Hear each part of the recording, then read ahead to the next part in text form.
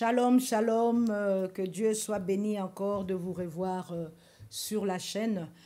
Soyez bénis, soyez bénis, soyez bénis. Je viens encore avec un titre, l'Éternel ne reproduit plus, parce qu'il a déjà produit. Le Seigneur a fait à la création, dans Genèse 1, tel que nous voyons, l'Éternel a produit, il a créé le ciel et la terre. La parole dit, la terre était informe et vide. L'Éternel a créé, reproduit le sol, les animaux dans l'eau, les arbres. L'Éternel a rempli les cieux, les étoiles, le soleil, la lune, pour éclairer dans la nuit, dans la journée. L'Éternel a produit. À la fin, il a produit l'homme. Il a créé l'homme. Et il a créé l'homme, nous voyons comment est-ce que l'Éternel a dit, faisons l'homme à notre image, à notre ressemblance. Et qu'il domine. Dieu nous a donné la terre pour dominer.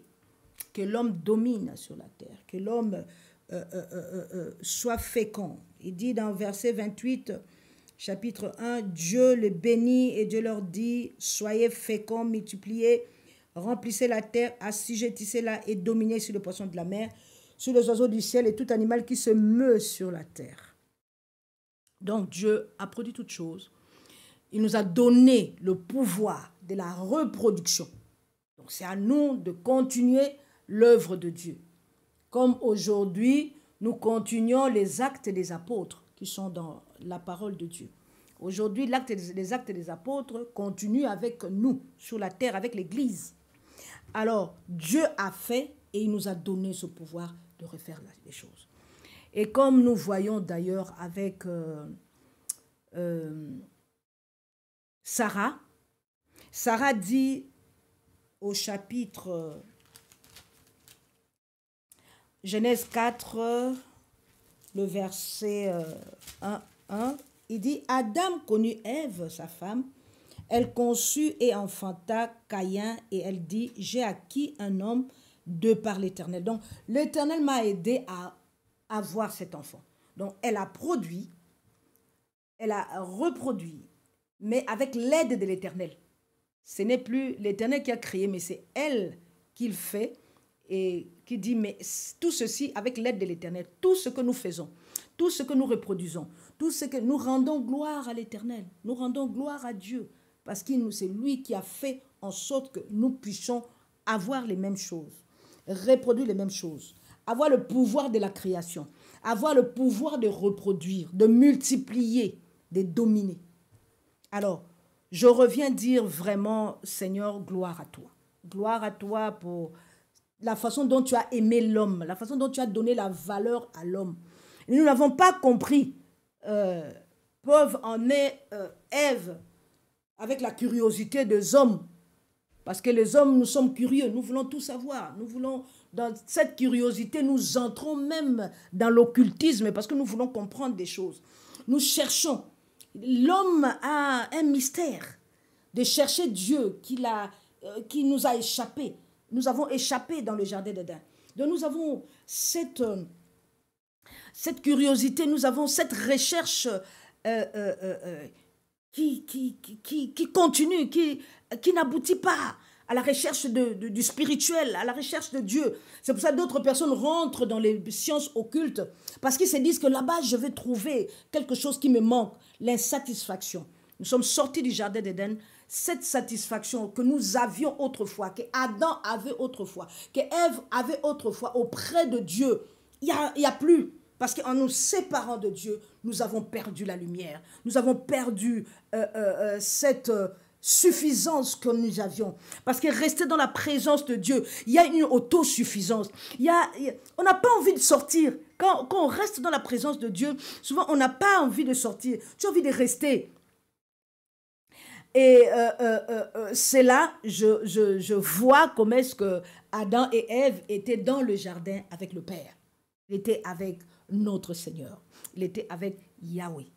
Alors, l'homme est dans cette perpétuelle recherche, dans l'éternité. Il est en train de chercher, il est en train de chercher. Et c'est comme ça, vous voyez que certains hommes dérivent, ils vont à gauche, à droite. Or, il dit, venez à moi.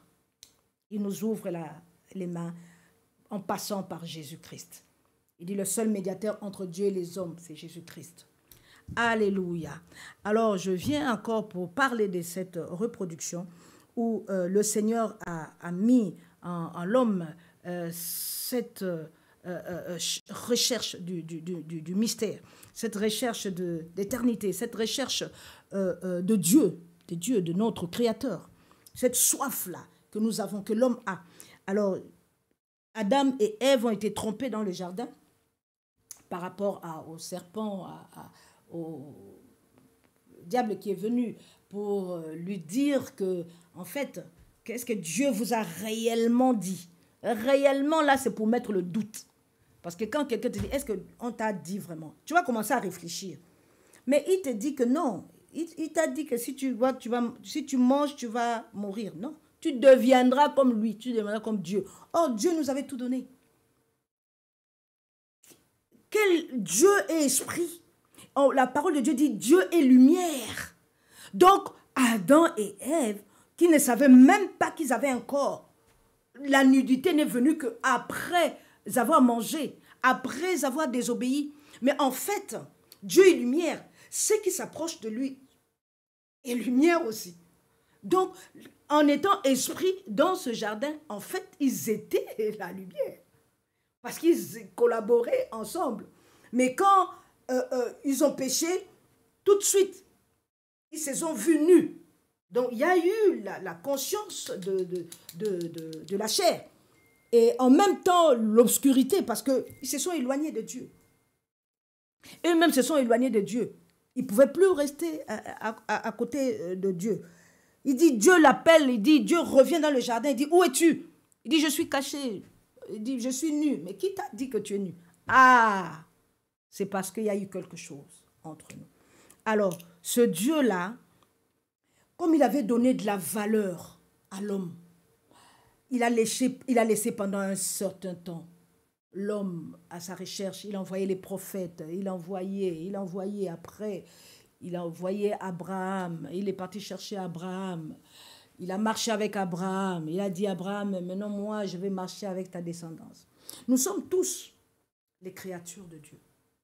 C'est pour cela, la parole de Dieu dit, même pas la parole, nous voyons la réalité. Parce que la parole de Dieu dit la réalité, dit que ce qui existe. Il dit, le soleil s'élève pour les méchants et pour les bons. La pluie tombe pour les méchants et pour les bons. Un sorcier, un occultiste qui va faire ces choses dans le ténèbre jusqu'à tuer même les gens. Un féticheur, ils font des fétiches. Mais le matin, quand il pleut sur eux et il pleut sur les bons. Quand le soleil sort, il sort pour eux. Il sort pour le méchant et pour le bon. Donc Dieu est bon. Et dans tout ce qu'ils sont en train de faire, Dieu cherche toujours la repentance de quelqu'un. Quelqu'un qui va revenir vers lui pour dire que non, le chemin que je suis marché là, c'est pas bon. Je reviens vers toi. C'est pour ça qu'on l'appelle miséricordieux. Dieu est miséricordieux, il est compatissant. Dieu est amour. Je ne peux pas imaginer l'amour de Dieu. Qu'il y a des gens qui vont, comme une fois j'avais vu un enfant qui était un sorcier, il avait dans les 13-14 ans. Et l'enfant, il me dit, aujourd'hui c'est vrai que vous me parlez de Jésus-Christ, tout ça. Mais vous savez que vous êtes la troisième personne. Lui-même, il est venu me voir 2 fois. Il veut que je change. Est-ce que vous vous rendez compte de cette grâce? Paul est en train de détruire l'Église. Massacrer l'Église, le peuple de Dieu. Et il se rend là où il va les détruire, là où il va les massacrer. Mais Jésus le rencontre en route pour dire, Saul, Saul, pourquoi me persécutes-tu? Un tueur, un assassin. Jésus vient le trouver pour dire que j'ai besoin de toi. Quel amour! Quelle miséricorde! C'est pour cela, de fois, il ne faut pas juger. Nous ne devons pas juger parce que là où tu es en train de juger, Dieu a mis son cœur pour comment on appelle ça? Pour faire repentir cette personne, pour amener cette personne vers lui. Nous ne savons pas. C'est vrai que nous avons choisi Jésus-Christ comme notre Seigneur Sauveur personnel. Mais nous savons aussi que Dieu lui-même. Il y a beaucoup de gens qui reviendront vers lui. Mais il suffit que nous aussi, nous allons parler. Il dit, je vous dis, allez dans le monde. Prêchez la bonne nouvelle. Baptisez. Nous avons un travail énorme. Un enfant de Dieu ne peut pas fermer sa bouche. Nous devons parler de Christ. Nous devons parler. C'est le temps. Nous voyons, nous avons vu le temps où il y a eu Noé. Où il parlait. Attention, attention, répentez-vous. Venez entrer dans l'arche. Les gens, quand il était en train de construire l'arche, on se moquait de lui. Aujourd'hui, on se moque des born again. On se moque des gens, des chrétiens. On se moque aussi parce que nous faisons trop de bêtises. Et nous faisons insulter Dieu. Et nous empêchons les hommes de venir vers le Seigneur à cause de ce que nous faisons. Que Dieu nous aide à ce que nous nous répentions vraiment et que nous marchons dans la vérité. Alors, Adam et Ève, dans leur curiosité, ils ont mangé le pain, ils ont mangé la pomme et finalement, ils se sont séparés de Dieu. Mais Dieu, dans son amour, il est revenu vers Abraham, qu'il a choisi un peuple à part, un peuple spécial pour lui, pour suivre Dieu. Dieu a vu le cœur d'Abraham. C'est vrai qu'Abraham a vécu avec ses ancêtres, qui ont parlé aussi de Dieu. Parce que de génération en génération, on parle de Dieu en qui vous croyez. Et il a entendu parler de lui. Dieu vient le voir, quitte, vas-y, je suis avec toi. Abraham a quitté, a tout laissé. Et dans cette descendance, Dieu a choisi Isaac, Jacob, Israël. Et après cela, il a choisi un peuple, lui. Un peuple qui, à la fin, s'est prostitué aussi. Et Dieu a dit, je viens moi-même descendre. Afin que je vois qu'est-ce que je peux faire pour l'homme. Parce que je l'aime, je l'ai créé à mon image. Il ne peut pas toujours être rabaissé. Il ne peut pas toujours être humilié. L'homme a de la valeur, c'est moi. Je me suis créé à son image. Moi, je règne en haut. Eux, ils règnent en bas, sur la terre. Alors, c'est là que le Seigneur a dit, bon, je descends, je veux me faire chair. Mais pour se faire chair, pour venir sur la terre, il a mis des lois. Dieu a fait des lois. Tout esprit qui vient pour marcher sur cette terre doit rentrer dans un corps. C'est pour ça les démons, quand ils veulent agir, ils viennent entrer dans un corps pour agir. Ils n'ont pas le droit sur le sol, sur la terre. Ils n'ont pas le droit. Il faut la chair. Pour agir, il faut la chair. Donc il faut rentrer dans un homme pour faire du mal. Il faut rentrer dans un homme pour faire du bien. Et le Père lui-même, le Créateur, qui a fait ces lois, donc il est venu dans Marie, entrer dans Marie, afin qu'il se fasse chair, devenir chair comme nous. Et c'est comme ça que Jésus-Christ est né. Il est venu en chair. On l'a vu naître. Il a grandi. Et Jésus est venu avec un objectif. Adam, que Dieu a créé à son image, à sa ressemblance, Adam a péché. Cette âme qui a été créée par on a pris la terre. Dieu a soufflé, qui est devenue une âme vivante. Et Dieu, Jésus-Christ qui est venu, Dieu qui s'est fait chair, Jésus-Christ qui est venu, il est venu sur la terre et c'est une âme vivifiante. C'est pour ça qu'on appelle le premier Adam et le dernier Adam, Jésus-Christ. Mais quand je parle de la première création, Adam, nous parlons de la deuxième création, la deuxième race, la race des élus. La deuxième race, il dit, je fais de vous un royaume des sacrificateurs pour Dieu.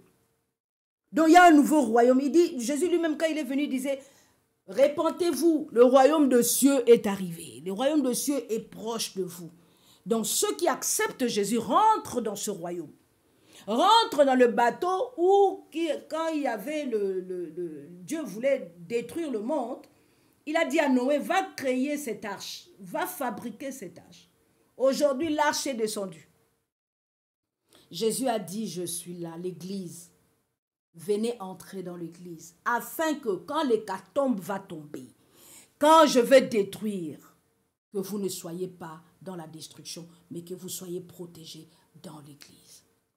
Et c'est là le dernier Adam qui est venu, un esprit vivifiant. Tel que Adam était une âme vivante, que toute créature est une âme vivante, que ce soit les animaux, ce sont des vivants, des êtres vivants, parce qu'ils ont la vie. Dieu a mis la vie en eux. Tout ce qui vit a un rapport avec Dieu, a quelque chose de Dieu. Même les arbres, ils ont quelque chose, parce qu'ils vivent. Dieu a mis la vie en eux. Dans tout ce qui bouge, il y a quelque chose de Dieu. C'est pour ça même les scientifiques sont étonnés de beaucoup de choses. Quand ils entrent dans les microscopes, quand ils entrent dans leurs études scientifiques, ils retrouvent Dieu. Beaucoup de savants, ils ont cru à la fin que Dieu existait. Parce que le système est créé d'une façon telle qu'il n'y a qu'un créateur pour avoir cette imagination, pour avoir ces concepts, pour avoir cette intelligence. Ils peuvent l'appeler tel qu'ils veulent, mais c'est le créateur. Alors, le deuxième Adam, le dernier Adam, le deuxième et dernier Adam, qui est Jésus-Christ, un esprit vivifiant. Donc, dans cette race, dans ce royaume, on parle des esprits vivifiants. On ne parle pas de corps, on parle de l'esprit. Parce que quand tu acceptes Jésus comme ton Seigneur Sauveur personnel, c'est ton esprit. L'esprit de Dieu vient dans ton esprit. Et quand il vient dans ton esprit, il te remplit. Et quand il te remplit, il commence à travailler avec toi. Quand l'Esprit de Dieu vient, tu deviens un esprit vivifiant. Pourquoi? Il vivifie ton esprit. Il rend la vie à ton esprit qui était endormi ou qui était mort. Parce que sans Christ, on est mort. Alors, cet esprit qui devient vivifiant, c'est cet esprit qui parle avec le Saint-Esprit, qui est dans la présence de Dieu. Autrefois, Dieu venait y parler. Mais cette fois-ci, l'Esprit de Dieu reste en nous, demeure en nous. Je marche avec lui, je dors avec lui, je me réveille avec lui. Donc j'ai tout le temps de parler avec Dieu. Il dit, vous êtes le temple du Saint-Esprit. Vous êtes mon temple. Votre corps m'appartient. Je vous ai racheté à un grand prix. Donc nous sommes de ce royaume. Royaume des sacrificateurs, royaume de Dieu. Et ce peuple qui a un esprit vivifiant, notre esprit reçoit la lumière qu'on avait autrefois avec Adam dans le jardin. Et quand cet esprit reçoit la lumière, nous devons éclairer là où nous sommes. Nous devons marcher dans la lumière parce que nous sommes dans la lumière. Jésus disait dans sa parole, est-ce qu'on prendra une lumière pour le cacher? Non, on le met au-dessus, tout le monde voit. Et donc, Dieu a produit, a fait des choses qu'il a mis dans l'homme. Quand nous voyons la reproduction, je vais parler de la reproduction. Quand nous voyons l'homme créé à l'image de Dieu, commencement qui était Adam. Adam, Dieu pour le donner sa femme, Dieu a dit, je te fais coucher un peu. Il endort Adam. Et aujourd'hui, on parle de la femme d'Adam, mais c'est parce qu'Adam dormait. On a enlevé la côte d'Adam et Dieu a créé la femme. Et c'est la même chose. Jésus-Christ, il meurt. Il vient, il souffre, il fait son ministère pendant 3 ans. Il meurt, il ressuscite. La mort, là, c'est la mort, c'est le sommeil d'Adam, où on a sorti la femme. Jésus-Christ vient, il meurt. Quand il ressuscite, l'Église sort de Jésus-Christ. La femme, l'épouse de Christ, l'Église sort. Quand Jésus meurt, il ressuscite, il voit sa femme. L'Église, l'épouse de Christ. Et quand nous venons dans la parole de Dieu, quand nous venons voir l'épouse, c'est toi et moi qui sommes l'épouse.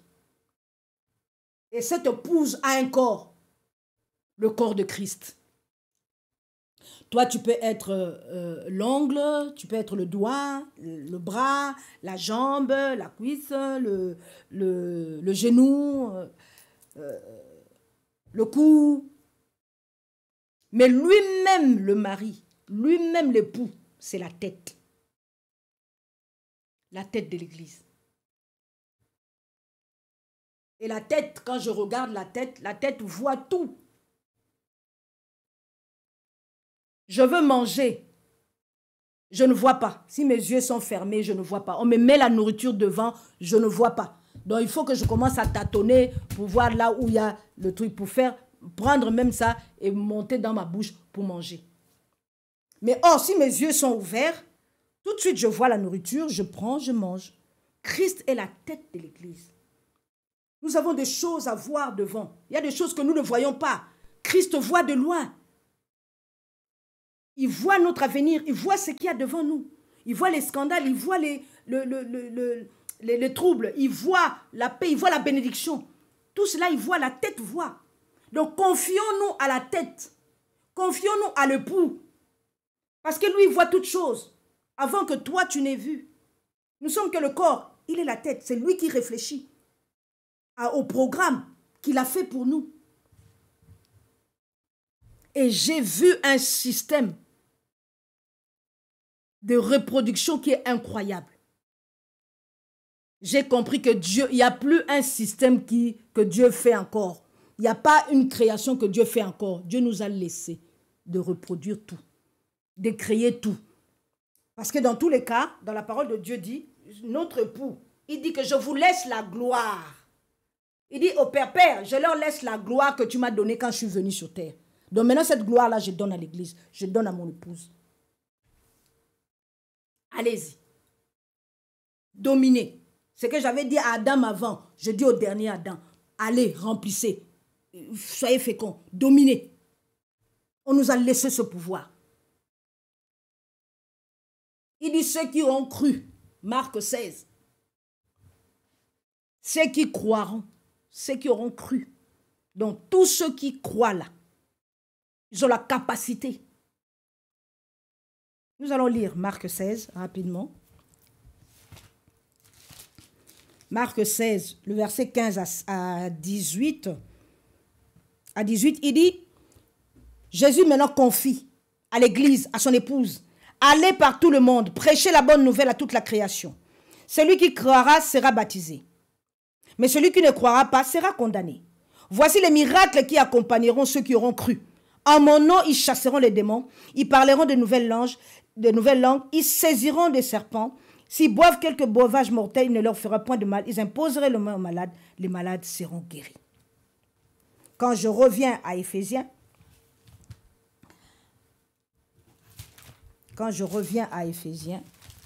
Éphésiens 2, j'aime beaucoup ces passages. Éphésiens 2,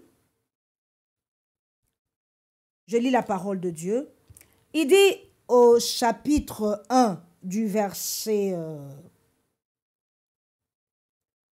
chapitre 1, le verset 19, je lis la parole de Dieu. Je vais même au verset 17, au 16. Je ne cesse, Éphésiens 1, 16 à 18, je vais aller rapidement. Je ne cesse de rendre grâce pour vous, je fais mention de vous dans mes prières, afin que le Dieu de notre Seigneur Jésus-Christ, le Père de gloire, vous donne un esprit de sagesse, de révélation dans sa connaissance. Qu'il illumine les yeux de votre cœur pour que vous sachiez quelle est l'espérance qui s'attache à son appel. Toi qui es de la race d'Abraham, toi qui es de la race de l'Église, des sacrificateurs de Dieu. Il dit, quelle est l'espérance qui s'attache à son appel, quelle est la richesse de la gloire de son héritage qui réserve aux saints. Et quelle est envers nous qui croyons l'infinie grandeur de sa puissance, se manifestant avec efficacité par la vertu de sa force. Donc il nous a laissé une puissance. Et il dit, il a déployé en Christ en le ressuscitant des morts, en le faisant asseoir à sa droite dans le lieu céleste. Donc cette force-là de la résurrection en Christ se trouve en nous, la nouvelle race. Il dit à tous ceux qui auront cru, que j'ai parlé au départ par rapport à Marc 16.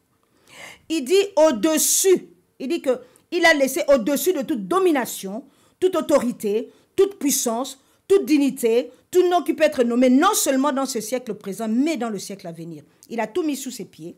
Il a donné pour chef suprême l'Église, qui est son corps, la plénitude de celui qui remplit tout en tous. Donc Dieu donne l'autorité dans le monde visible et le monde invisible à sa race, à la nouvelle race. À la race de tout est accompli. À la race à celui qui croiront, ceux qui auront cru. Il leur laisse cela. Quand nous allons toujours dans Éphésiens, là,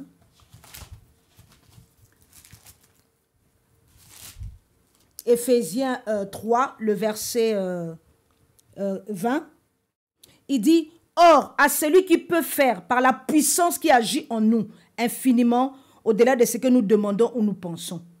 À lui soit la gloire dans l'Église, en Jésus-Christ, dans toutes les générations, au siècle des siècles. » Il y a beaucoup de traductions par interprétation par rapport à ce passage. D'autres parlent, certains hommes de Dieu parlent de la puissance que nous avons nous-mêmes en tant qu'hommes. Nous avons cette capacité-là, cette puissance en nous qui agit. Mais moi, la façon dont je le comprends, humblement d'ailleurs, je comprends que c'est la puissance de Dieu qui agit en nous. L'Esprit de Dieu qui est en nous. Cette puissance-là, c'est la puissance qui agit à travers le Saint-Esprit, à travers nous, quand nous pensons ou nous demandons. Parce que quand je pense, mes pensées, c'est avec les pensées de Dieu. Parce que l'Esprit de Dieu habite dans mon esprit. Et donc nous sommes en communion avec le Saint-Esprit. Et comme je suis en communion avec le Saint-Esprit, c'est que je pense, c'est que je veux penser. Je commence à prendre au Saint-Esprit, qu'est-ce que tu en penses? Le Saint-Esprit donne à mon esprit, et mon esprit communique à mon âme, et mon âme communique à mon corps. Et c'est là que je fais une action qui devient miracle, qui devient une bénédiction, qui devient une puissance, qui devient une délivrance, qui devient une domination. Mais or, aujourd'hui, nous les hommes, nous partons par nos sentiments, notre corps qui voit ce que je vois, j'aime, je transmets cela à mon âme avec le sentiment, ah c'est bon, hein, ah ça fait plaisir, hein, ah c'est le péché mais bon, ça me fait du bien quand même. Et après, on donne le message à l'esprit. Et notre esprit, étant en collaboration avec le Saint-Esprit, te dit non, c'est pas bon, arrête ça. Mais ton âme dit non, c'est quand même, ça fait plaisir, c'est bon quand même. Ton corps qui dit non, ne lâche pas, ça fait du bien. Et donc cette lutte-là, pendant un certain moment entre l'âme et ton esprit, après l'esprit c'était, l'âme gagne et ton corps gagne. Mais ça nous amène où? À la mort. Ça nous amène où? Au trouble. Ça nous amène où? À ce que nous soyons encore dans les problèmes de délivrance. À ce que nous soyons encore, nous rentrons dans les malédictions. À ce que nous rentrons encore dans les problèmes de la délivrance. Oh démon, oh ceci. Mais c'est parce que nous ne voulons pas écouter le Saint-Esprit. Nous ne voulons pas écouter notre esprit qui est en rapport avec le Saint-Esprit. Alors, comme je parlais de la reproduction, nous allons au psaume 139 pour conclure dans notre reproduction par rapport à ce que Dieu nous a laissé. Nous sommes au psaume 139. 139. Dernièrement, je suis en train de méditer et ça m'a vraiment marqué. L'Éternel nous a laissé un système de reproduction parce que quand nous voyons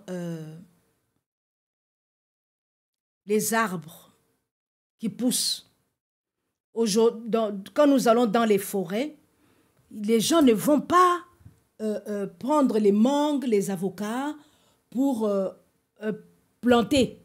Mais on trouve des arbres fruitiers qui sont dedans. Donc, en fait, quand quelqu'un mange son avocat, mange sa mangue, à un certain moment, il jette le noyau, il continue sa marche.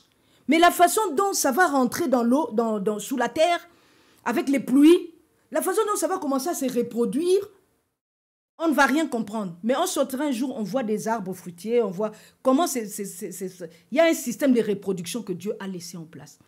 Les poissons dans les eaux se reproduisent. Ce n'est pas Dieu qui dit reproduisez-vous. Dieu avait déjà parlé au départ. Il dit reproduisez-vous. Ils se sont reproduits. Donc le système continue. Il paraît quand les scientifiques parlent des étoiles, il paraît que les étoiles se créent encore. Il y a des étoiles qui se créent encore. Donc, Dieu a mis en place un système qui continue. Donc, personne ne les arrêtera, sauf lui-même. Comme il est le commencement et la fin, l'alpha et l'oméga, c'est lui qui a commencé et celui qui terminera la chose. Parce que dans toutes ces choses-là, il y a la vie. Comme je vous ai parlé au départ, il y a la vie. Et la vie, c'est la reproduction. Et c'est quand j'ai lu cette parole, j'ai compris réellement la reproduction de Dieu. Nous allons dans Psaume 139. Alors, je lis la parole de Dieu. Je commence le Psaume 139 au verset 13. « C'est toi qui as formé mes reins, qui m'as tissé dans le sein de ma mère. Je te loue de ce que je suis une créature si merveilleuse. Tes œuvres sont admirables et mon âme le reconnaît bien. Mon corps n'était point caché devant toi lorsque j'étais fait dans un lieu secret, tissé dans les profondeurs de la terre. » Déjà, l'homme a été fait par la terre. La poussière de la terre, il a pris et il a soufflé. Donc, ce même système, la terre-là, c'est dans les reins de la femme. Parce que c'est la terre aussi. Il dit, quand j'ai été tissé dans le ventre de ma mère, tu me voyais. Je n'étais point caché devant toi. Donc, au moment où l'enfant se forme dans le ventre, Dieu voit tout. Il est en présence. D'ailleurs, Ève, au départ, dit, j'ai formé l'homme.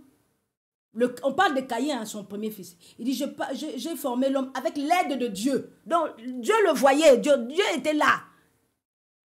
Dans la vie, Dieu est là. Il est partout. Là où il y a la vie, Dieu est là. Alors, il dit, mon corps n'était point caché devant toi lorsque j'étais tissé dans le lieu secret, dans les profondeurs de la terre. Ça, c'est le corps qui est la terre. Il continue. Quand je n'étais qu'une masse informe, tes yeux me voyaient. La masse informe, c'est le sperme qui rentre dans l'ovule et qui va se nicher quelque part dans le ventre de la mère. Cette eau-là, dans quel miracle de Dieu, ça devient du sang. Et ça devient le fœtus. Or, dans le sang, il y a l'âme. Donc, ce sont des choses que Dieu a déjà mis dans l'homme. C'est pour cela, quand on parle de Melchisédek, on dit quand Abraham est venu donner la dîme à Melchisédek, on dit que c'est en même temps que Lévi a donné aussi sa dîme, a payé sa dîme à Melchisédek. Abraham a eu un fils, Isaac. Isaac a eu de fils, Jacob. Et c'est Jacob qui a sorti les Lévites. Donc Lévi avait déjà donné la dîme à Melchisédek dans le sein d'Abraham. Quelle génération? Isaac, Jacob et Lévi. Donc, ils étaient déjà dans le sein d'Abraham pour donner. Donc, la masse informe, cette âme-là était déjà dans l'homme. Quand il le donne, il donne une âme. Cette eau-là qui devient le sang. C'est pour cela on demande, c'est pour cela Dieu réprime ceux qui font la masturbation. Parce que dans la masturbation, tu jettes le sperme. Et aussi, ceux qui font les rapports sexuels, après ils jettent la sémence. Ces spermes sortent, on jette la sémence. Et cette sémence qui est jetée, c'est une âme vivante que tu es en train de jeter là. C'est pour ça que Dieu réprime cela. On va faire l'avortement, c'est une âme vivante. Même si tu dis que c'est quelques semaines, c'est un mois. Mais c'est une âme vivante. C'est pour cela que Dieu réclame son âme.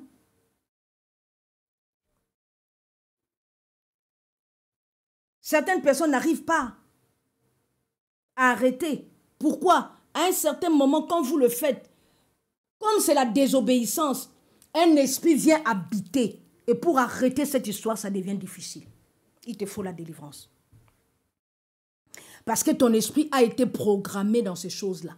Ton âme a pris sentiment dans ces choses-là. C'est rentré dans ta subconscience. Il faut reprogrammer, il faut nettoyer la subconscience pour que les choses reprennent la vie, pour que tu sortes de ces choses-là. Alors, je reviens, il dit, quand je n'étais qu'une masse informe, tes yeux me voyaient. Il est écrit, et sur ton livre étaient tous inscrits le jour qui m'était destiné avant qu'aucun n'existe. Il dit donc, tu avais un livre là-bas, auprès du Seigneur. Un livre où toute ta destinée était écrite. Donc ta mission, tout ce que tu viendras faire ici, sur terre, tout ce que tu vas être, tu deviendras, tout cela est inscrit dans un livre que toi tu dois accomplir. C'est pour cela que Dieu parle dans Jérémie 1, il dit, avant que tu ne naisses, Jérémie, je te connaissais. Je t'avais consacré prophète. Donc ce n'est pas quand tu es sorti du ventre de ta mère que tu es devenu, en grandissant que tu es devenu prophète. Non, avant que tu ne sortes du ventre de ta mère. Moi, je t'avais déjà consacré. Donc il y a la prédestination. Donc il y a un esprit qui est auprès du Seigneur, qui a une vie inscrite, qui viendra sur cette terre. Donc Jérémie, quand il naît, il est déjà consacré prophète. Il est en train de grandir, il ne sait même pas qu'il est prophète. Vous tapez cet enfant, vous insultez cet enfant, c'est un prophète. Et c'est là qu'il dit, les yeux sur ton livre, tout était inscrit le jour qui m'était destiné. Donc c'est l'esprit qui rentre. Parce qu'il a ses jours inscrits, ce qu'il doit faire. Il entre là-bas. Mais Dieu n'est pas venu créer. Il a créé un système qui se reproduit. Et Dieu nous a donné cette puissance, cette force de création, de reproduction. C'est pour ça que tes mains, tout ce que tes mains touchent, doivent reproduire. Ce que ta bouche dit doit reproduire, mais les bonnes choses. Ce que tes yeux voient doivent reproduire. Parce que ce que tes yeux voient entre dans tes pensées. Et tes pensées commencent à tourner. Mais qu'est-ce que toi tu vois souvent? Pour que tes pensées puissent créer de bonnes choses. Que Dieu vous bénisse la prochaine fois. Soyez bénis.